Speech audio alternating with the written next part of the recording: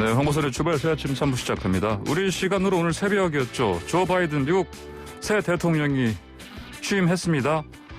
그런데 트럼프 전 대통령이 이제 이곳에 참석하지 않았으니까 152년 만에 처음으로 전임자 없이 이 취임식이 진행됐습니다. 미국 현지 분위기 좀 알아보겠습니다.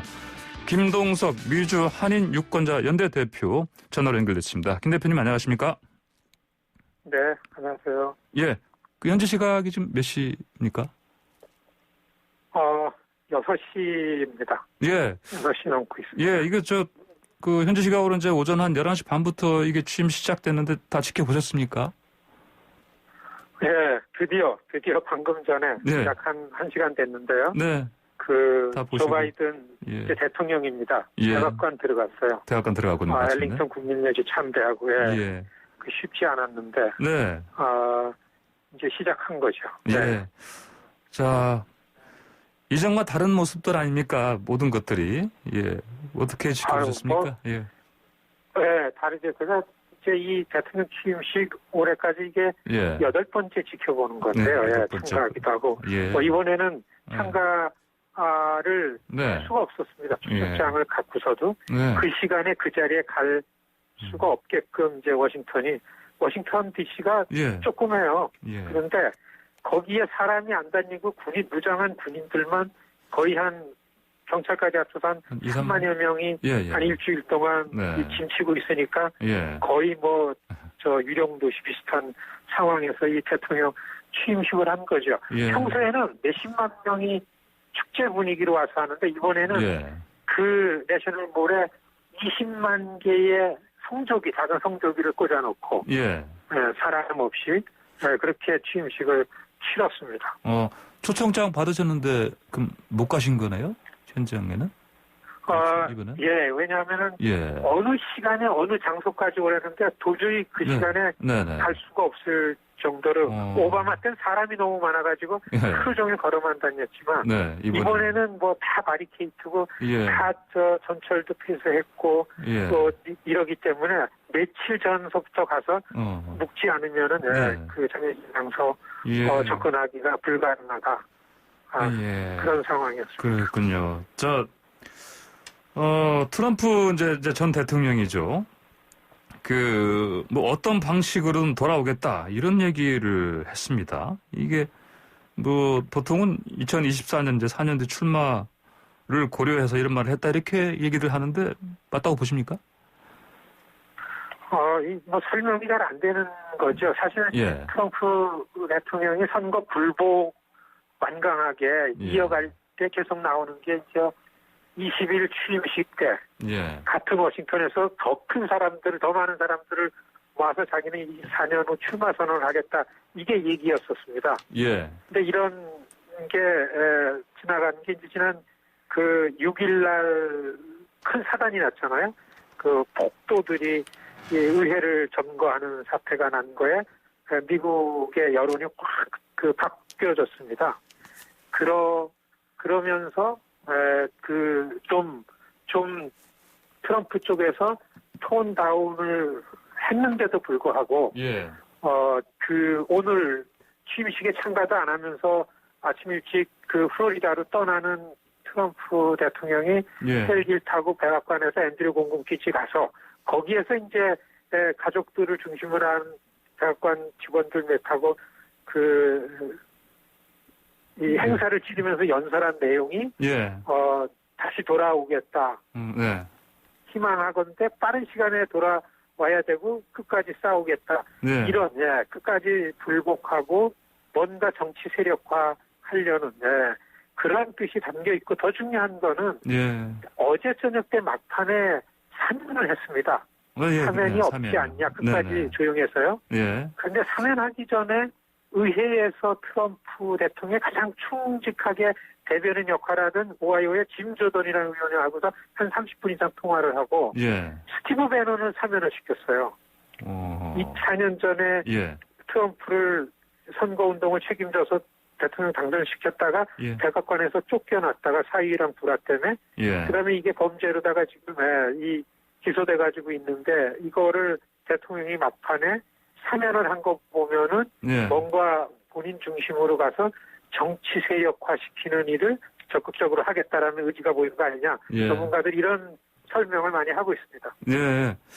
자, 끝까지 불복하고 돌아오겠다 이런 얘기도 했고 또 막판에 또 물러나는 날 전날 밤에 또 사면하고 자, 끝까지 사실은 뭐 계속해서 사실은 뭐 그 앞으로 뭔가 일을 벌이겠다 이런 계속 메시지를 날리고 있는데 이게 또 미국의 정치 어떤 분열로 연결될 수밖에 없지 않습니까?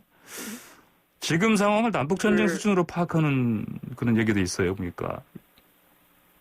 예, 지금 지난 1월 6일 이 인종주의 범죄 집단들이죠. 예. 이게 지난 트럼프 4년 동안 그냥 거리를 활보하게 되고 너무나 많이 불어났습니다. 예. 그러니까 우리가 살면서 미국 내에 이 백인들이 이 갖고 있는 인종적 이 사고가 얼마나 한심하냐 뭐 이런 걸 알 수 있고요. 더군다나 지금 굉장히 놀라는 거는 그때 그 사건이 난 다음에 계속해서 수사하고 나오고 있는 밝혀지는 내용들이 예.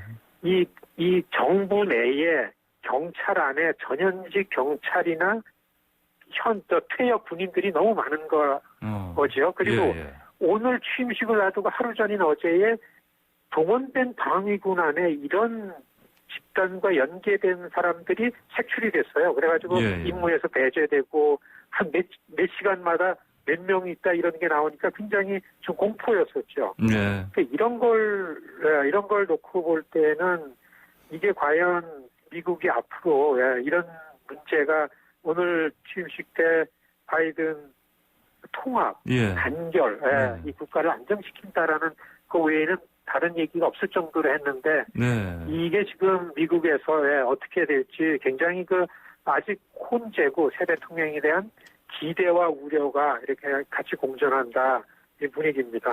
바이든 새 대통령이 이런 분열 상황을 통합을 여러 번 이제 취임사 얘기했지만 풀어나갈 수 있을까요? 다행히 이 지난 5일날 조지아주의 런오프 일렉션에 민주당이 이겨가지고 예.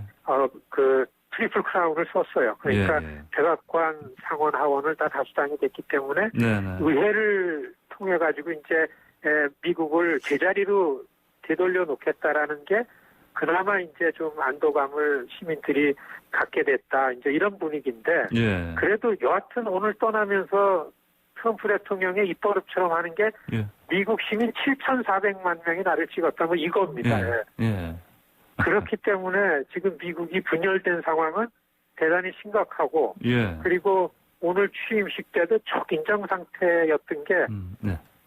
20일 6일날 DC에 와서 사단을 일으켰던 그 폭도들이 아직 DC에 있다. 그렇기 때문에 오늘 어떤 일을 저질를지 모른다는 것 때문에 그 분위기가 굉장히 긴장되고서 걱정스럽고 이런 거를 치러서 지금 아마 바이든 대통령이 비로소 백악관 들어가니까 예. 좀 마음을 놓고 휴할 겁니다. 예. 그런 상황이니까 이게 좀 앞으로 어떻게 될까 굉장히 가늠하기 어렵다.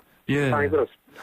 자, 계속해서 이제 트럼프 전 대통령이 불복을 하다 보니까 한 2달 반 동안 사실은 원래 대선 승리가 확정이 되면 이제 새 정부 출범을 준비해야 되는 상황인데 많이 못했습니다. 그래서 이것저것 할 게 많은데 게다가 이제 또 트럼프 대통령 탄핵 소추안이 하원 통과됐지 않습니까? 이제 이거를 또 어떻게 이제 다뤄야 될지도 큰 고민이겠습니다. 이게 100일 뒤에 그 탄핵안 상원에 송부한다는 계획이죠? 그렇습니다. 이게 아직까지 이제 결정된 게 없는데 예. 6일날 의회를 잠시 뺏겼던 거에 대한 이 의회 지도부의 이 화가 난 상황에서 예. 그냥 바로 하원에서는 그 네. 탄핵안을 통과를 시켰거든요. 네. 그렇게 할 때에 바이든 인수위원회에서는 굉장히 강하게 말렸습니다. 네. 의회를 통해서 새로운 정부가 하면 할 일이 많은데 탄핵을 말렸는데도 불구하고서 의회 지도부가 이거는 역사에 남겨야 되는 차원에서 중요하다 해서 강행을 했는데 과연 지금 하원을 통과된 탄핵 결의안을 상원으로다가 언제 넘길지 아직 넘기지 않았습니다. 오늘도 그게 뉴스의 초점이었는데요. 네. 어제 공화당의 넘버원인 미치 매코넬이 트럼프하고 선을 분명히 걷는 발언을 했어요. 네. 지난 6일 날 그 트럼프 대통령과 그와 비슷한 권력자들의 힘에 의해서 입법부가 의회가 이렇게 틀렸다라는 거 분명히 하면서 공화당이 이 트럼프와 선긋기를 본격적으로 하는 거 아니냐 만일에 그렇게 되면은 상원에서도 공화당 당론이 예. 탄핵을 통과시키는 걸로 되면은 이게 되지만은 아직 이 새 행정부가 할 일이 너무 많기 때문에 예. 상원에서 탄핵안을 언제 결정할지 그리고서 많은 또 전문가들은 그래도 트럼프 세력을 봐서 2년 후 중간선거를 봐서 상원에서 공화당이 탄핵안을 처리를 안 할 거다라고 하는 게 아직까지는 이제 다수 의견인데요. 예. 어떻게 변화될지 굉장히 중요한 문제라고 봅니다. 예, 그러니까요. 근데 또 이 탄핵 자체가 이게 뭐 되고 안 되고 여부도 중요하지만은 이 시점 자체 때문에 뭐 이게 그 새 정부의 많은 과제를 안고 있고 그다음에 이제 이것저것 바꿔야 되고 트럼프의 유산을 청산해야 되는 그런 바이든 입장에서는 이게 하나의 블랙홀이 될 것이다 이런 우려도 있습니다. 그렇죠? 공화당이 네. 트럼프 편을 들지 않지만은 네. 트럼프 편을 들지 않지만은 탄핵에 반대했던 공화당 사람들의 공통된 의견이 탄핵감이긴 하지만은 예. 탄핵을 하면서 여하튼 국가를 통합시켜 나가야 되는 새 정부에게 큰 부담이 된다. 네. 이런 목소리를 많이 냈었죠. 예. 그런데 이제 탄핵을 강행한 쪽에서는 탄핵이 만일에 가결이 되고 통과가 되면은 트럼프가 이제 피선거권을 박탈할 수 있는 네. 옵션이 많아지는 거죠. 네네. 네. 이런 것 때문에 아직까지는 이 탄핵에 대한 이 찬반 논의가 있는 거고, 여하튼 새 정부 출범하면서 이거는 굉장히 큰 부담이고 이 통합이라는 부분에 있어가지고 방해라 이렇게 생각을 하는 게 바이든 새 정부 사람들의 예. 입장으로 나타나고 있습니다. 예, 정치 사회적으로는 그러니까 통합이 가장 중요한 상황에서 이 탄핵 자체가 끌고 갈 이런 전국 상황에 대해서 사실은 걱정할 게 고민할 게 참 많아 보이는데, 근데 지금 당장 가장 큰 당면 과제 중에 하나는 또 코로나19 아니겠습니까? 이게 지금 사망자가 벌써 누적 사망자가 41만 명 넘었죠. 그렇죠. 네, 40만 명 훌쩍 넘어서고, 예. 여하튼 어제 바이든 대통령 당선된 다음에 처음으로 워싱턴 들어오면서 제일 먼저 간 게 예. 내셔널몰 앞에에 그 40만 명 사망한 사람들을 추모하는 행사를 제일 먼저 가졌습니다. 예. 그렇기 때문에 이 부분이 코로나 바이러스로부터 국민들을 보호하는 과제. 그래서 오늘 백악관 들어가자마자 제일 먼저 대통령 명령으로 사인하는 게 예. 앞으로 일단 100일간 예. 전 국민들은 의무적으로 마스크를 쓴다라는 대통령 명령에 사인은 이제 하게 되는 거죠. 예. 그 다음에는 이 국경 장벽 건설하는 거 중지시키고 뭐 이런 또 탈이 기후 협약에 하는 거 5가지를 지금 그러니까 여기는 지금 아마 중계가 되고 있을 겁니다. 그 예. 서명 사인하는 게. 네네. 그러니까 말씀하신 대로 가장 다급한 거는 코로나 바이러스로부터의 국민들 보호하는 사안하고 예. 두 번째는 그거로 인해 가지고 지금 바닥을 치는 이 소비자들의 경기 문제, 학교 문을 열고 100일 내로 학교 문을 어떻게든지 열겠다라는 게 네. 가장 강주에서 바이든 당선자가 해온 얘기입니다. 예, 김동수 대표께서도 이제 현재 사시니까 이 코로나 관련해서 이제 새 정부가 어떻게 뭘 할지도 많이 지켜보셔야 되겠습니다. 그렇죠? 그렇죠. 그리고 또 한 가지는 예. 오히려 그 이상으로 공포스러웠던 게 이 예. 지난 4년 동안 이 백인 우월주의자들이 다 전국 차원으로 전국적으로 이 정말 무장을 하는 수준으로다가 조직화됐어요.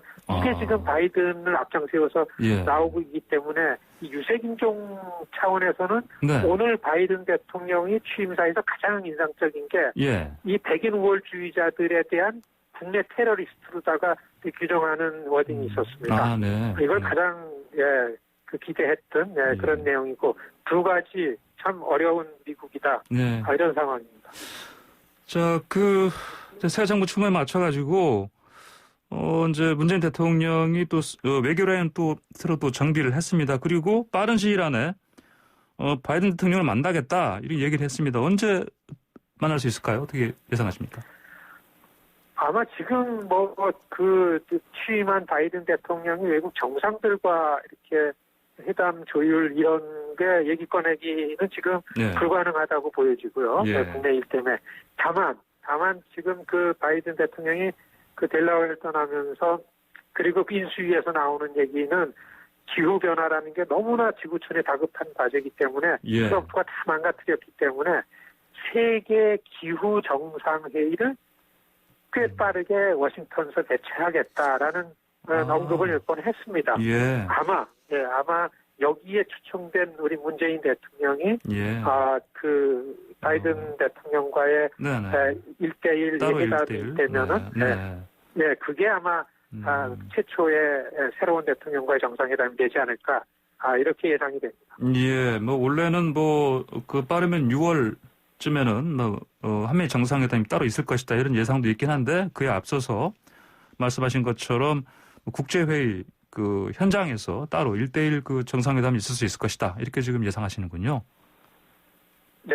그럼 빠르면 언제쯤 될 것 같습니까? 그게 아직 일정에 대해서는 뭐 그 네네. 누구도 모르죠. 예. 변수가 많고 예. 더구나 이 의회에서 아직 이전 같으면은 최소의 강요들이 장관급이 네. 컨퍼메이션을 맞추는데 인준을 받게끔 준비를 해주는데 네. 한 명도 안 됐습니다. 그러니까요. 예. 어제부터 시작이 됐는데 네. 이게 뭐 거의 한 2주가는 갈 텐데 네. 그래서 이 일정은 의회가 얼마나 빨리. 한 목소리로 예. 협력을 하느냐에 따라 가지고서 좀 빨라지고 그렇지 않다 이렇게 보여지죠. 예, 알겠습니다. 자, 김 대표님 오늘 말씀 여기까지 듣겠습니다. 감사합니다.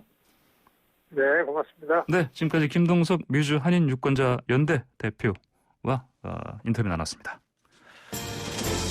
자, 이번에는 경제 이야기로 넘어가 보겠습니다. 경기도가 이제 모든 도민에게 1인당 10만 원씩 지급하는 안을 발표했습니다. 그 1차 때 지원 대상에서 제외됐던 도민들도 상당수 포함된다고 하는데 자세한 소식을 한국경제TV 송민아 기자와 한번 알아보겠습니다. 송 기자 안녕하십니까? 네, 안녕하세요. 예. 이번에 그러면 2차 재난기본소득 지급 아닙니까? 몇 명한테 가는 겁니까, 이게? 네, 그 지난해 1차 재난기본소득 때 그 지원하지 못했었던 외국인하고 또 외국 국적 동포까지 이 지원 대상에 포함된 점이 우선 좀 눈에 많이 띄는 부분이고요. 예. 이렇게 되면은 이제 1,399만 명의 경기도민이 지원 대상이 됩니다. 예. 이번에 그 2차 재난지원금 지급에 대해서 이제 이재명 경기도지사는 이제 경기도 의회의 제안을 좀 면밀히 검토한 결정이었다라고 하면서 이제 지급을 결정했다라고 말을 했고요. 예. 경기도는 앞으로도 좀 이런 지원 의사를 좀 밝혔는데요. 코로나19가 좀 종식될 때까지 앞으로 뭐 4차, 5차 유행이 계속될 수도 있는데 그에 따른 어떤 경제적인 어려움 역시도 심화될 것으로 좀 내다봤습니다. 예. 그리고 이제 코로나19를 종식시키기 위해서 좀 보건 방역과 그리고 이제 경제 악화를 막는 그런 경제 방역은 동시에 좀 조화롭게 해결해야 될 좀 중요 과제다. 이런 입장을 밝히기도 했습니다. 그렇군요. 이게 사실 그 당 정과의 어떤 뭐랄까요, 이제 이 재난기본소득을 지급하는 뭐 시점이라든지 네. 이거 관련해서 사실 좀 이견이 좀 있었고, 뭐 최근에는 뭐 어느 정도 이제 서로 조율을 해서 하겠다 이렇게 협의를 한 것 같은데, 근데 이제 그럼에도 불구하고 경기도만 이렇게 유독 먼저 만약에 네. 이 재난기본소득을 지급하게 되면 다른 이제 자치단체들 있지 않습니까? 네네. 이것들과 이제 뭐 어떤 다르기 때문에 이거 관련해서 뭐 우려의 목소리가 나올 법도 해요. 그렇지 않습니까? 네, 뭐 2차 그 재난 기본소득을 좀 향한 우려의 목소리에 대해서 이제 이 지사는 그 도의회 제안 이후에 열흘 가까이 보건방역하고 또 경제방역이 조화를 이루면서 최선의 결과에 이를 방안이 뭔지 그걸 좀 치열하게 고민했다. 이렇게 이제 입장을 설명을 했습니다. 먼저. 예. 그러면서 이제 소비 진작을 위해서는 이런 재난기본소득 지급이 이런 뭐 자체 방역이 좀 장애를 초래할 수 있을 것이라는 그런 우려에 대해서 예. 현재도 좀 수조 원대의 선별 지원금이 풀리는 중이지만 이 지원금 때문에 좀 방역이 악화되는 정황은 어디에도 없다. 네. 그리고 그보다 이제 소액인 보편적 지역화폐 지급을 이런 방역에 좀 장애를 초래한다는 그런 주장에도 예. 근거를 찾기 좀 어렵다. 이렇게 입장을 밝히기도 했습니다. 예. 그리고 이제 지역 간 좀 차등이 발생하다는 그런 지적에 대해서는 이런 지방 정부마다 좀 각자의 특색과 상황 그리고 책임자에게 어떤 철학에 따라서 행정을 펼치고 있는데 또 이런 또 서로 다름 속에서 경쟁하면서 배워가는 것이 바로 이 지방자치제도다. 그런 만큼 이 부분도 좀 수용하기 어렵다. 이런 입장을 내놓았습니다. 예. 실제로 이 지난해 그 재난지원금을 좀 지급한 경기도 내에서 31개 시군 가운데 가장 좀 재정 자립도가 낮은 곳이 포천시였거든요. 네. 근데 이제 공교롭게도 이 포천시가 가장 많은 금액인 1인당 40만 원을 지급한 적이 있습니다. 결국에는 이 지원 재난금 이 재정 여력 문제라기보다는 예. 어떤 그 정책 결정하고 또는 예산 편성의 그 우선순위 문제가 거기 그 부분이 좀 중요하다라는 데 좀 인식을 같이 한 걸로 보입니다. 아, 그렇군요. 자, 그러면 이제 이번에 그 1차 재난 기본소득 어떤 방식으로 또 언제 지급됩니까? 네, 이 경기도는 이제 도민 1인당 10만 원씩 이제 소멸성 지역 화폐로 지급한다 이렇게 밝혔습니다. 소멸성이라면은 언제까지 안 쓰면 뭐 사라진다 사라지는 뭐 이런 그렇죠. 거죠? 예. 네, 맞습니다. 그래서 이제 지급 대상은 내국인 이제 1,341만 명 그리고 또 등록 외국인하고 또 네. 외국 국적 동포를 포함하면 한 8만 명 정도가 되는데요. 예. 모두 합하면은 이제 1,399만여 명입니다. 필요한 재원은 예. 이제 재난 기본소득 지급액하고 또 부대 경비를 합해서 모두 이제 1조 4,035억 원입니다. 예. 해당 이 재원은 이제 지역개발기금 그리고 이제 통합재정안정화기금 그리고 이제 재난관리기금 명목으로 편성된 재원에서 조달할 계획이고요. 이 지급 대상 기준도 좀 궁금하실 수가 있는데 예. 올해 1월 19일 그러니까 그저께 24시를 기준으로 현재 경기도에서 주민등록을 두고 있는 경기도민이 수급 대상입니다. 예. 이게 기준일 당시에 또 태어난 아기도 있을 수가 있어요. 그래서 예. 이럴 경우에는 좀 기준일에 그 아버지 또는 어머니가 경기도민이라면 이 출생 이후에 예외적으로 신청 대상이 됩니다. 그러니까 이 점도 좀 참고하시면 좋을 것 같습니다. 예. 이 지급 시기의 경우에는 이 방역 상황을 좀 고려해달라는 그 더불어민주당 측의 요구가 있었지 않습니까? 그래서 이게 설 전이냐 또는 설 이후냐를 놓고 좀 검토 중이지만 아무래도 이제 설 전 지급이 좀 더 유리한 상황으로 좀 전해지고 있습니다. 예. 이게 더불어민주당의 공식 입장이 어떤 좀 지자체의 그 자율권을 존중하되 이런 방역 상황도 충분히 고려하라는 건데 이 설 명절 전에 지급을 해야지 이게 좀 지역 경제 파급력이 크다는 점 그리고 예. 또 이 경제하고 방역의 상관관계가 이거 좀 밝히기 어렵다라고 또 주장했던 점을 볼 때 예. 이 설 명절 전에 좀 지급이 이루어질 점에 좀 가능성이 좀 점쳐지고 있습니다. 뭐 사실 근데 이제 아까 말씀하신 것처럼 그 지급 대상에 그 외국인도 포함된 것도 좀 눈에 띕니다. 그렇죠? 네, 그렇습니다. 외국인들한테도 지급했을 때 어떤 이 지역 경제를 살리는데 도움이 될 것이다 이런 판단을 아마 했나 보죠. 뭐 그런 판단도 있을 거고요. 그다음에 예. 이제 어떤 뭐 형평성 차원에서도 좀 이런 네. 부분들이 많이 고려된 것으로 보여집니다. 예, 그렇군요. 자, 다음 주제로 넘어가 보겠습니다. 네. 근데 이번에도 이재명 지사 관련 내용입니다. 이 지사가 네. 3차 공공기관 이전 계획을 또 검토한다고 또 밝혔지 않습니까? 근데 네. 이게 이제 그 옮겨가는 그 지역이 경기 북부 쪽 아니에요? 그렇죠? 그렇죠. 예. 맞습니다. 이 경기도는 앞서서 이제 2차에 걸쳐서 이제 공공기관에 이전한 바가 있는데요. 예. 이번 3차 이전 계획은 이제 경기 북부 지역에 좀 초점을 맞춘 만큼 이제 상대적인 관심도가 더 높아진 것으로 보입니다. 예. 그래서 이제 특히 이제 양주시, 포천시와 같은 이런 일부 지자체들은 벌써부터 이제 건의문과 또 환영 인사를 네네. 의사를 밝히면서 좀 물밑 유치전에 뛰어든 상황입니다. 어허. 여기에서는 좀 부동산 이슈가 좀 크게 작용한 것으로 분석이 되고 있습니다. 예. 예, 수도권 일대 어떤 그 부동산 가격 상승과 맞물려서 좀 호재가 될 수 있다. 뭐 이런 네. 좀 기대감이 커진 상황으로 받아들여지고 있거든요. 예. 그로 인해서 이제 이전할 그 대상 지역인 경기 북부의 각 지자체 주민들이 좀 크게 관심을 갖는 것으로 알려지고 있습니다. 네. 그동안 이 지사는 그 지속적으로 이 경기 북부는 접경 지역과 또 각종 군사 규제, 뭐 시설 규제, 뭐 이런 네. 것들로 인해서 예. 좀 상대적인 그 발전 불균형 상태에 놓였었다. 네. 그런 만큼 좀 특별한 보상이 필요하다. 이렇게 좀 밝혀왔었거든요. 예. 그래서 지난 14일에는 의정부시에 있는 경기도 북부청사를 방문했습니다. 여기에서 이제 3차 이전을 준비하고 있다라고 말을 하면서 아직 구체적으로 밝힐 단계는 아니지만 남아있는 산하기관을 좀 살펴보자면 상당히 큰 규모가 될 것으로 예고하고 있다. 뭐 네, 이렇게 네. 말을 하기도 했었고요. 특히 이제 이 경기 북부가 좀 직접적인 경제 효과를 얻을 수 있는 그런 자생 기반을 갖춰야 한다는데 갖춰야 한다. 이게 이제 이번 이전에 좀 어떤 주요 골자가 될 것 같습니다. 예. 그래서 이 지사도 이제 어떤 경기도 산하 공공기관들 이거를 이제 북부나 북동부로 옮기는 것을 고려하고 있다라고 말을 하기도 했었는데 일단 물류단지의 경우에는 현재 그 경기 동부에 좀 몰려 있습니다. 예. 그러니까 웬만하면 좀 동부는 좀 지양을 하고 북부로 유도할 그런 방침이 좀 전해지고 있습니다. 예, 자, 말씀하신 것처럼 이제 3차 이제 공공기관 이전 계획인데 3차인데 그럼 앞선 1차와 2차 때는 또 문제가 있지 않았습니까, 혹시? 네, 뭐 앞서 뭐 이전 상황을 좀 살펴보면 경기도는 1차로 일단은 2019년도에 경기관광공사 등 3개 기관을 고양시로 이전을 했었고요. 예, 예. 그리고 이제 2차는 이제 지난해 경기교통공사 등 5개 기관을 이제 양주시, 또 동두천시, 김포시 등 이제 이전을 하기로 결정을 내렸습니다. 예.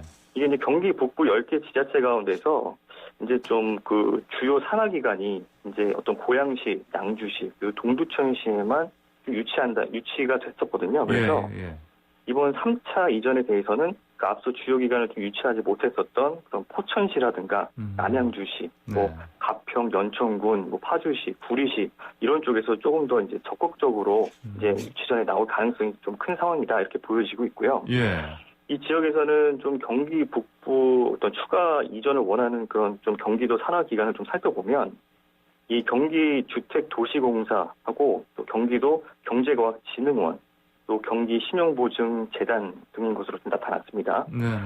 도에 따르면은 이제 경기주택도시공사는 현재 이제 580여 명이 근무를 하고 있고요. 예. 또 경기도 경제과학진흥원에는 560여 명, 그리고 이제 경기신용보증재단에는 400여 명이 근무를 하고 있는 것으로 조사가 됐습니다. 예. 그렇군요. 이제 그럼 그분들이 이제 이동해서 그쪽에서 살고 그쪽에서 또 뭐 경제 활동을 할 테니까 네, 지역 경제 활성화에 큰 보탬이 보탬이 될 것이다. 이런 예상을 할 수 있겠네요. 맞습니다. 자, 이제 이번에는요. 다른 주제인데 그 경남 창원에서 자녀를 이제 첫째, 둘째, 셋째를 출산하면 1억 원을 지원한다. 이런 얘기가 들립니다. 무슨 얘기입니까? 근데 이게 좀 파격적인 제안입니다. 이게 그 저출산 문제가 이제 점점 좀 심각해지지 않습니까? 그러다 예, 보니까 지자체들이 좀 앞다퉈서 이런 대책들을 내놓고 있는 건데요. 지금 경남 창원시의 경우를 살펴보면 대자녀 출산 시에 1억 원을 지원을 하는 일명 이 드림론을 좀 도입하기로 했습니다. 예.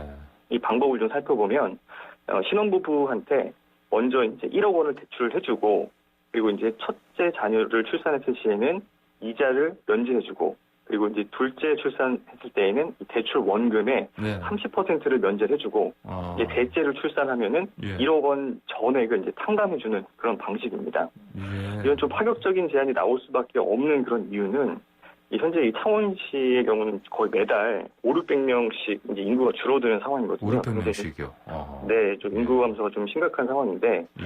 창원시가 좀 특례시로 인정을 받으려면 인구가 최소 이제 100만 명이 넘어야 됩니다. 예. 그런데 이 급격한 인구 감소가 이어지면서 이 100만 명의 어떤 그 선을 맞추기도 좀 위태로워진 그런 상황 때문에 예, 이런 좀 파격적인 정책이 나온 게 아닌가 이렇게 분석이 되고 있습니다. 예. 그러니까 특례시 기준에 맞추기 위해서라도 이렇게 이제 인구를 계속 유지를 해야 되는데 네, 그렇죠. 예. 원래 특례시가 되면 또 이런저런 또 뭐 정부에서 지원을 받으니까 그런 걸 플러스 마이너스 해보면은 뭐 이렇게 이런 그러니까 출산 정책에 1억 원 뭐 각 세 자녀를 출산하는 가정에 1억 지원한다고 해서 큰 손해는 볼 거 없다는 그런 판단도 했겠습니다 보니까 그렇죠? 예. 네, 아무래도 인구를 네네. 가장 우선적으로 인구를 좀 늘리는 게 중요하다 보니까 예. 네, 좀 이런 파격적인 정책으로라도 좀 이렇게 인구를 끌어올 수 있는 그런 요인들을 만들려는 게 아닌가 분석이 좀 나오고 있습니다. 다른 지자체도 비슷한 거 하는데 없어요? 네, 그 충북 제천시의 경우를 한번 살펴보면 예. 이곳에는 최대 5,150만 원을 지원을 해주는 대출형 그런 출산 장려금 시행이 들어갔습니다. 충북 제천이요. 예. 네, 그렇습니다. 네. 이게 실제로 이제 얼마 전에 한 시민이 그 셋째를 출산한 덕에 어떤 대출 1억 원 가운데에서 이제 4천만 원 정도를 네. 갚을 수 있었다. 뭐 이런 얘기들도 좀 기사화되기로 했었거든요. 그래요. 네. 그리고 또 이제 뭐 대출뿐만 아니라 직접적으로 이제 손에 현금을 쥐어주는 그런 지자체들도 좀 갈수록 좀 액수를 늘리고 있는 그런 추세입니다. 경남 삼천군의 좀 예를 좀 들어보면 출산 축하금을 굉장히 많이 좀 인상을 했어요. 그래서 첫째를 낳으면은 네. 290만 원을 주고 그다음 예. 둘째는 410만 원. 이제 셋째 출산 시에는 둘째보다 무려 3배가 넘는 1,250만 원을 지급한다. 이렇게 계획을 밝히기로 했습니다. 예, 그렇군요. 알겠습니다. 자, 오늘 여기까지 듣겠습니다. 감사합니다. 네, 감사합니다. 네, 지금까지 한국경제TV 송민아 기자였습니다. 네, 왕보선의 출발사 아침 3부 마치고 잠시 뒤 4부로 돌아오겠습니다. 왕보선의 출발사 아침 4부 시작합니다. 다른 사람이 쓴 소설과 보고서, 표 등은 마구잡이로 베낀 사람. 근데 이렇게 베껴서 각종 공모전까지도 휩쓸었습니다. 이 얘기가 지금 인터넷을 뜨겁게 달구고 있는데, 자, 영화 같은 기막힌 이야기 아닙니까, 이거? 계속 까도 양파처럼 계속 나옵니다, 의혹들이. 자, YTN 윤현숙 기자와 함께 자세히 알아보겠습니다. 윤 기자, 안녕하십니까? 네, 안녕하세요. 예. 남의 소설을 통째로 훔쳤다고 하는데, 문학상을 보니까 한 것도 아니고 5개 문학상 받았다고 하네요? 그렇죠? 네, 그렇습니다. 무려 5곳입니다. 네. 이제 어떻게 알려지게 됐냐면은 그 소설 도용당한 소설 뿌리의 원작자인 사람이 네. 본인의 SNS를 통해서 문제 제기를 하면서 이 사연이 알려지게 됐는데요. 예. 40대 대학원 재학생으로 알려지는 손모 씨가 그 자신의 소설을 그냥 아예 전체를 무단 도용해서 2020년 한 해 동안 5군데 문학 공모전에서 수상했다는 걸 네. 알게 됐다. 손 씨의 행동이 표절 수준이 아니다. 그냥 거의 소설의 처음부터 끝까지를 그대로 예. 추구한 명백한 도용이라고 밝힌 건데요. 네. 이걸 보면 실제로 봤더니 뿌리라는 원작 소설의 제목을 뭐 살짝 꿈으로 바꿔서 투고한 경우가 있었지만 네네. 그것도 그나마 한 차례에 불과했고 대부분은 복붙이라고 하죠. 네, 복사. 복사해서 붙여 넣기. 네. 네. 소설 전체를 아예 복붙한 뒤에 자신의 이름으로 투고한 것으로 확인됐습니다. 거의 99% 내용이 같았는데요. 아, 그러면 거의 그냥 뭐 도용이라기보다 뭐라고 해야 될까, 이거? 훔쳤다고 봐야 될까요? 그냥, 네. 예. 그래서 원작자는 이걸 영혼의 도둑질을 당했다 이렇게 표현을 하면서 네. 이번 일이 문학계를 넘어서 창작계 전반에 경종을 울릴 심각한 사안이다 이렇게 비판을 했습니다. 예. 이 사실이 SNS를 넘어 언론으로도 알려지게 되면서 널리 퍼지게 됐죠.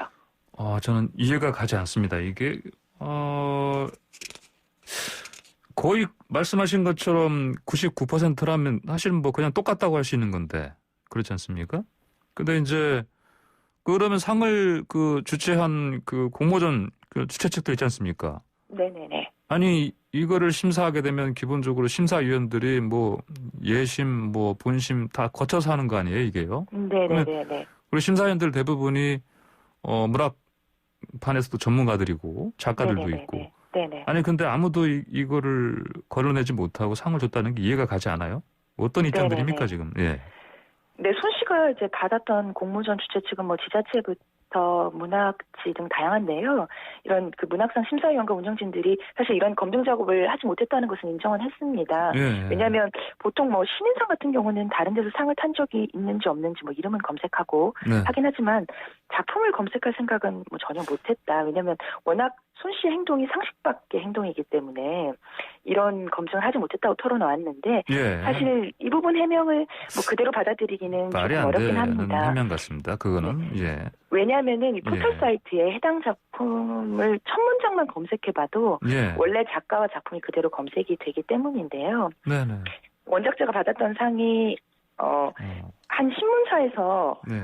주었던 상이라서 작품 전문이 온라인 신문에 게재되어 있기 때문입니다. 그래서 네네. 이 원작자도 이런 사실을 언급하면서 문학상에서 표절이나 도용을 검토하는 어떤 최소한의 가이드라인마저 없었다는 것을 좀 보여준다. 이렇게 부실한 심사를 한 단체들을 애둘러서 비판을 하기도 했습니다. 예. 예, 사실 이게 알려진 과정이 손 씨가 스스로 자신이 상 받은 걸 자랑하고 작품 내용 일부까지 찍어서 SNS에 올렸기 때문에 알려진 건데요. 만약에 야, 근데 손 씨가 이런 행동을 예. 하지 않았더라면 네. 자랑을 안 했더라면 아직도 도용 여부가 몰랐겠네요. 밝혀지지도 않았을 수 있습니다. 참 저는 하여튼 모든 게 다 이상합니다. 보니까 이렇게 해서 상을 그렇게 많이 탔으면 오히려 좀 부끄러워하고 가리는 게 맞지 않나요? 근데 그거를 또 SNS에 자랑하고 또 이렇게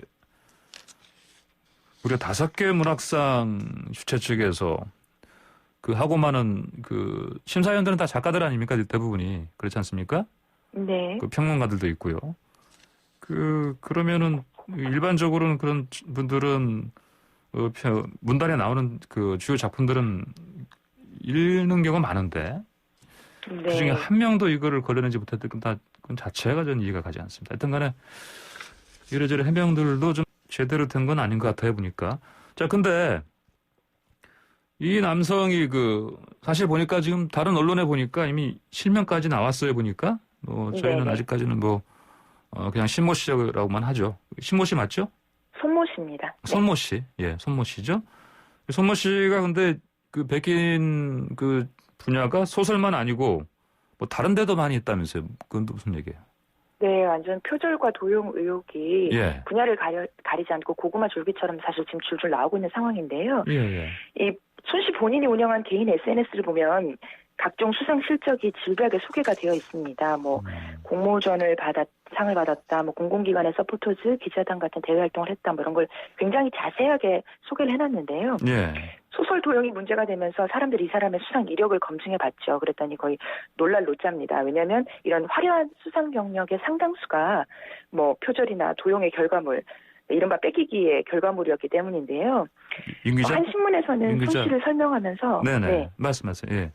닥치는 대로 뺏겼다 이렇게 헤드라인을 뽑기도 했는데 예. 가상이 아닙니다. 왜냐하면 베낀 수도 워낙 많지만 베낀 종류도 칼럼, 가사, 사진, 보고서, 표어, 문학, 평론, 독후감까지 종류도 다양하기 때문인데요. 예. 한 예를 들어드리면 디카와 시의 합성을 하는 디카시라는 이런 분야가 있는데 이런 분야의 공모전에서 네. 응모를 냈는데 이게 직접 찍은 사진과 시구를 함께 올려서 평가를 하는 거거든요. 예, 예, 근데 여기서 대상을 받았습니다. 대상을 보면, 받았어요? 예. 네네, 무려 대상 최우수상을 받은 건데 예. 작품을 보면 여성이 나는 듯이 이렇게 활짝 뛰어오르는 사진과 함께 이런 문구를 적어놨어요. 날지 못하는 피터팬 앤디, 두 팔을 하늘 높이. 두 팔을 하늘 높이. 이거 들으시면서 아마 어딘가 좀 익숙한 리듬이 떠오르시는 분들도 있을 텐데 예. 이게 유명 작사 작곡가인 유영석 씨가 90년대 발표했던 노래 화이트의 일부분입니다. 이 대중 가사를 그냥 거의 토시까지 대부분 그대로 가져다 썼는데요. 심지어 나중에 이런 문제가 불거져서 대상 수상이 취소가 됐는데 이 공모전은 이런 부분을 걸러낸 거죠. 그랬더니 손 씨는 오히려 대상을 도둑맞았습니다라는 제목의 글을 올리고 소송을 제기했습니다. 이거는 뭡니까? 완전히 이게 적반하장인데? 네네네. 왜냐하면 출품 조건에 사진은 자기가 찍어야 되지만 글은 창작한 그려야 한다는 그런 내용이 없었다. 그러면서 오히려 소송을 건 건데요. 진짜 반전은 자신이 찍었다는 사진조차 다른 사람의 창작물인 것으로 지금 보이는 거기 때문이죠. 왜냐하면 SNS상에 이미 올라와 있던 사진을 도용한 것 아니냐 이런 의혹이 불거지고 있는데요.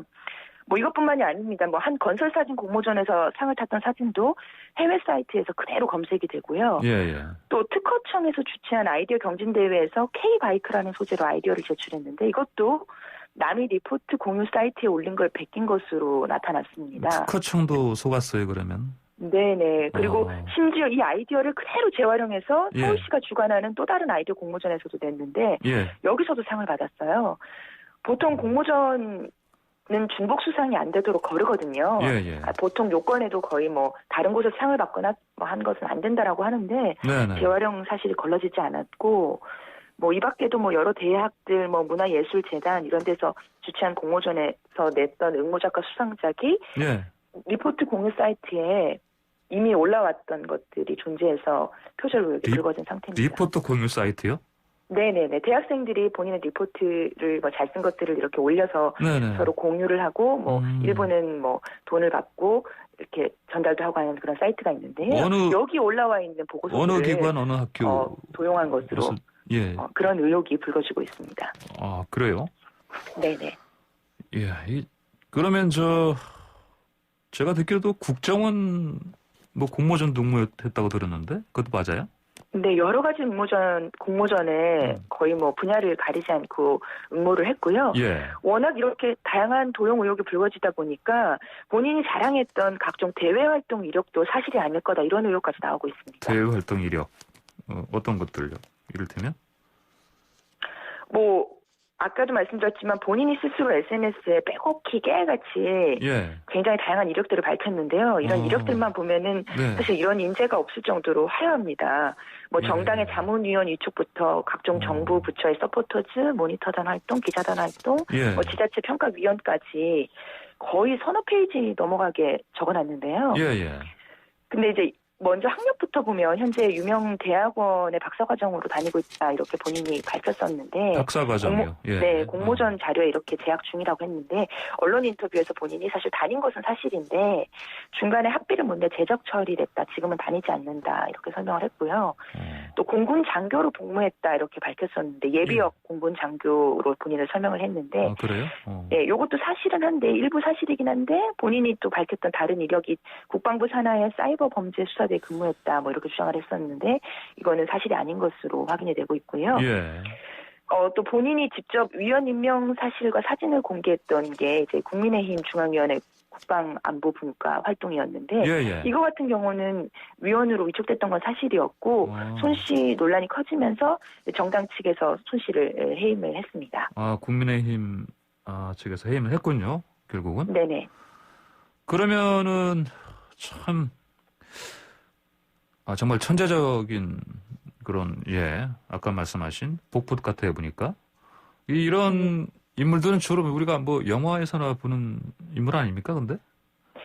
이렇게 금방 들통날 뭐 일종의 사기 행각을 오랜 기간 버젓이왔다는 게 정말 놀랍습니다. 일반인들의 상식이나 이런 수준에서는 좀 상상하기가 어려운 스케일인데요.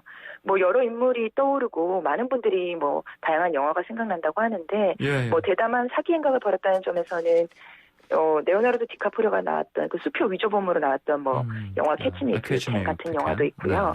옛날 영화지만 뭐 알랭 드롱이 나왔던 태양은 가득히에서 알랭 드롱이 주연을 맡았던 그 리플리라는 캐릭터가 떠오르기도 합니다. 왜냐하면 이 가난한 청년 리플리가 부유한 상류층 친구를 사귀면서 자기가 못 가졌던 것들을 동경하면서 상류층의 삶을 흉내내다가 자신도 스스로 본인이 상류층이 된 것처럼 생각을 하고 거짓말을 반복하는 건데 손 씨가 이렇게 본인의 심정을 밝힌 인터뷰가 있어요. 이런 걸 봤더니 이런 생각이 더욱더 듭니다. 왜냐하면 자신이 남의 작품을 도용하기 시작한 이유를 이렇게 설명을 했습니다. 처음에는 뭐 돈이 필요해서 공모전에 응모를 했는데 순수 창작품을 내놨다. 근데 능력의 한계를 느꼈고 그러다 보니 남의 것을 뭐 처음에 도용을 하게 됐는데 반복적으로 하다 보니까 도덕적으로 무뎌지게 됐다. 또 나중에는 내가 창작하지 않은 것도 내가 한 거라는 의식이 생겼다고 말을 했습니다.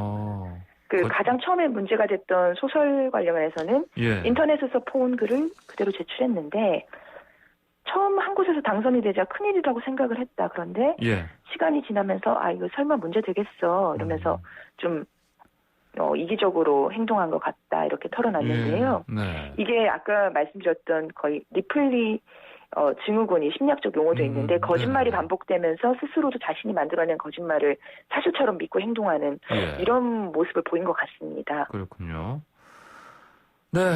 알겠습니다. 정말 황당한 표절 이야기 아니 이거 뭐 도둑질 이야기 여기까지 듣겠습니다. 오늘 말씀 잘 들었습니다. 감사합니다. 네, 감사합니다. 네, 지금까지 윤현숙 YTN 기자였습니다. 자, 날마다 스포츠의 매력을 짧고 굵게 흥미진진하게 전해주는 코너 스포츠가 얼마나 좋은지 YTN 스포츠부 조은지 기자 전화로 연결되어 있습니다. 조 기자 안녕하십니까? 안녕하세요. 어제 아침에 제가 이 소식 전할까 말까 하다가 마침 어제가 첫 번째 재판이라 오늘 준비했습니다. 그래요? 평창올림픽에서 논란이 됐던 이른바 왕따 주행 사건 거의 3년 만에 소송전으로 이어졌습니다. 그래요? 김보름 선수. 네. 사실 저도 이제 어제도 그렇고 오늘 새벽에도 나면서 제가 이제 계속 포털 사이트를 볼 수밖에 없는데 실시간 검색에 막 계속 보여요 보니까. 그렇죠. 그 여자 스피드 스케이팅 팀 추월 평창올림픽 때 8강전에서 1번 주자로 달리던 김보름 선수가 선배인 노선영 선수가 뒤에 쳐졌는데도 뭐 챙기거나 속도를 늦추거나 뭐 호흡을 맞추지 않고 먼저 결승선을 통과했다. 그래서 팀 추월은 사실 두 팀이 링크 반대편에서 출발해서 상대팀을 따라잡거나 아니면 맨 마지막에 들어온 선수 기록이 앞서면 이기는 경기거든요. 결과적으로 노선영 선수가 뒤처지게 들어와서 우리 팀이 졌습니다. 노 선수는 숨을 헉헉대면서 거의 앞에 두 명보다 4초 정도 늦게 들어왔고 먼저 들어온 두 선수와 아무런 스킨십도 없었고요. 경기 직후 인터뷰에서 김보름 선수는 마지막에 뒤에가 저희랑 격차가 벌어지면서 기록이 좀 아쉽게 나왔다라고 말했는데 이게 좀 뭐 팀워크를 무시하는 게 아니냐 그 말투랑 표정 등이 좀 또 문제의 소지가 좀 있어서 비판을 받았습니다. 게다가 노선영 선수가 그 사건을 전후해서 훈련할 때도 따돌림이 있었다. 김보름은 한 체대에서 따로 훈련받았다. 뭐 메달을 딸 수 있는 선수만 특혜를 주는 거 아니냐 등등의 말을 하면서 예. 일파만파 커졌고요. 당시 김보름 선수의 국가대표 자격을 박탈해라 이런 국민청원에 무려 60만 명이 서명을 하기도 했습니다. 예. 너무 문제가 커서 당시 문체부가 특정감사까지 했는데 결과는 왕따 주행은 없었다였거든요. 네. 김보름 선수가 뭐 의도적으로 가속해서 노선영 선수를 못 쫓아오게 한 건 아니다라고 발표를 했는데 예. 문체부 감사 결과 결론도 나왔었고 시간도 꽤 많이 흘렀지만 김보름은 손해배상을 청구했고 어제 첫 번째 재판이 열렸습니다. 네. 자, 지금 3년 지나서 법정에서 싸우게 네. 된 거 아닙니까? 그 양측 주장은 어때요? 지금 뭐 어제가 첫 그 변론기일 네. 아니었습니까? 그렇습니다. 네네. 저도 이제 소장하고 답변서 또 양측의 준비 서명까지 내용을 다 봤는데요. 예. 뭐 진실게임 양상으로 팽팽하고요. 뭐 자기 주장만 서로 하고 있습니다. 어제 첫 번째 재판에서도 주장을 반복했는데 이제 선수들은 안 나왔고 양측 소송 대리인들이 나왔어요. 예, 근데 예. 김보름 선수 그러니까 원고 측의 주장은 올림픽 영웅으로 사랑받아야 할 선수가 노선영의 돌발 행위로 지탄의 대상이 됐다. 네. 자신으로 인해 고통받은 후배를 위해 사실을 밝힐 시간이 충분했는데도 그런 걸 안 하고 있다. 나는 내년 베이징 올림픽에도 나가야 되는데 거기에도 죄인처럼 나가야 되지 않느냐라는 얘기입니다. 예. 그 노선영 선수가 이제 올림픽 당시 허위 인터뷰를 했고 또 장기간의 폭언과 가혹행위까지 했다. 그래서 손해를 배상하라 이런 얘기인데요. 김보름 선수가 당시 평창을 전후해서 CF 또 잡힌 것도 있었고 네, 스포츠 네. 의류협찬 등으로 3억 원 넘는 뭐 모델료 광고 수입비가 책정되어 있었는데 이게 그 왕따 주행 사건으로 모두 무산됐다는 겁니다. 그래서 이거를 1억 원 그리고 정신적 고통으로 1억 원 또 올림픽 이후에 정신과 치료랑 요양 받았는데 이 병원비도 니네 피고 측 답변을 보고 확장하겠다라고 해서 이제 총 2억 원 정도의 손해배상 소송을 했습니다. 그렇다면 이제 선배죠. 노선영 선수 측 입장은 어떻게 나왔습니까? 피고 측은요, 뭐 나는 허위 주장, 허위 인터뷰 한 적이 없다라는 입장이 완고하고요. 네. 오히려 김보름의 허위 인터뷰로 내가 정신적 고통을 받았다. 그리고 또 이제 그 소장에 보면 폭언, 뭐 가혹행위 이런 얘기도 있어요. 김보름 선수가 노선영 선수에게 당했다라는 건데요. 예. 폭언도 뭐 나는 한 체대에 내가 4년 선배지 않냐. 4년 선배고 운동 선수 선배로서 충분히 할 수 있는 정도의 팀을 위한 말이었다. 폭언이나 예. 가혹행위 아니다라는 거고요. 심지어 그 폭언이 문제가 된다고 해도 이미 소멸시효가 지난 옛날 일이다라고 맞섰습니다. 그다음에 또 이게 또 제가 봤을 때는 포인트인데요. 김보름이 소송을 하는 건지 빙상연맹이 원고의 이름을 빌려 대리로 진행하는 건지도 의문이다라고 이거를 전면에 주장을 했는데요. 그래요? 네, 노선영 선수도 한국체대 출신인데 빙상연맹 또 전면교전 교수 등과 불편한 관계입니다. 왜냐하면 노선영 선수의 친동생이 쇼트트랙 에이스였던 고 노진규 선수잖아요. 예. 고륙종으로 2016년에 숨졌습니다. 그 유족은 이 노진규 선수의 그 종양이 악성 종양인 걸 알면서도 2014년 소치올림픽 출전이 코앞이라서 금메달 욕심 때문에 적극적으로 치료하지 않고 혹사시켰다라고 주장을 하고 있습니다. 그래서 이거 뭐 국가인권위원회 특별조사단에서 관련 내용도 제기했고요. 예. 이번 김보름 선수의 소송도 연맹의 파벌 싸움이나 정치 주도권 전쟁이라고 보는 혹은 그쪽으로 끌고 가려는 측면이 좀 있는 것 같아요. 예. 그래서 재판부는 이런 양측의 입장을 잘 들었고 입증 자료를 내달라라고 하고 어제 재판은 마무리했습니다. 다음 변론 기일은 3월 17일입니다. 자, 근데 또 스포츠계 또 다른 재판 소식이 또 들리네요. 그 조재범 전 코치죠, 쇼트트랙? 예. 네, 심석희 선수를 상대로 성범죄를 저지른 혐의로 지금 구속 상태에서 재판을 받고 있는데 예. 오늘 오후 수원지법에서 1심 선고가 열립니다. 심석희 선수는 30차례 성폭행, 강제추행을 당했다라고 주장을 하고 네, 있고 예. 조 전 코치는 단 하나의 혐의도 인정하지 않고 있습니다. 뭐 폭행이나 폭언은 있었어도 성범죄는 없었다라는 거고요. 예. 검사는 이제 그 행위 자체가 심석희 선수가 미성년자일 때가 있어서 아동청소년법을 위반으로 해가지고 예. 무려 20년 구형했고요. 조 전 코치는 무죄를 주장을 심지어 하고 있습니다. 네. 저도 이따가 법원에 가볼 예정입니다. 그래요. 알겠습니다. 오늘 말씀 여기까지 듣겠습니다. 감사합니다. 감사합니다. 네, 지금까지 YTN 스포츠부 조은지 기자였습니다. 네, 황보선의 출발 새아침 오늘 목요일 순서 마칠 시간 됐습니다. 지금 라디오 청취율 조사 기간이라고 합니다. 혹시 관련 전화 받으시면 02번으로 시작하는 전화입니다. 끊지 마시고 꼭 대답을 저희 황보선의 출발사 아침 들으신다고 답해주시면 감사하겠습니다. 자, 그리고 방송 도중에 의견 주실 분들은 샵 0945번 50원 유료 문자로 보내주시면 됩니다. 저는 내일 아침 다시 찾아뵙겠습니다. 지금까지 황보선이었습니다. 감사합니다.